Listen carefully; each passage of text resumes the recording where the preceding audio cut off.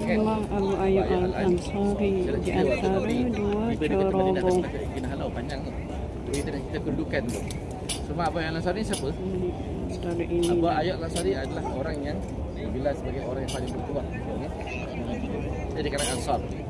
Sebab ketika mana unta baginda Nabi SAW masuk dari sana, Syarah beratur sepanjang-panjang ni kaum muslimin. Sepanjang ni kaum muslimin beratur macam orang VIP lah kan.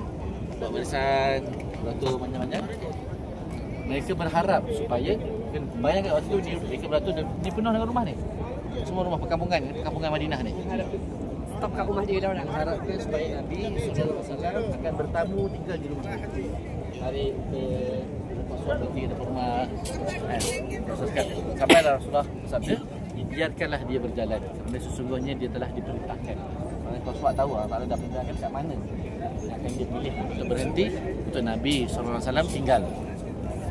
Lalu dikisahkan setiap kali Rasulullah melalui sebuah rumah, maka pemilik rumah itu bila Rasulullah ada depannya, wajahnya akan sinar gilang gemilang, gembira.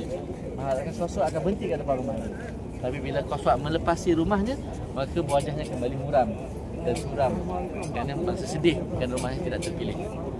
Sehinggalah masuk Rasulullah satu persatu lalu rumah demi rumah, sehinggalah sampai ke lebih kurang area situ. Lalu Rasulullah pun berhenti. Dan rumah itu rumah siapa? Rumah Abu Ayyub Al-Ansari. Lalu rumah Abu Ayyub, ingat Abu Ayyub seorang yang kaya. Seorang yang kaya. Rumahnya salah satu daripada rumah yang ada kat Madinah ni. Ta'alim.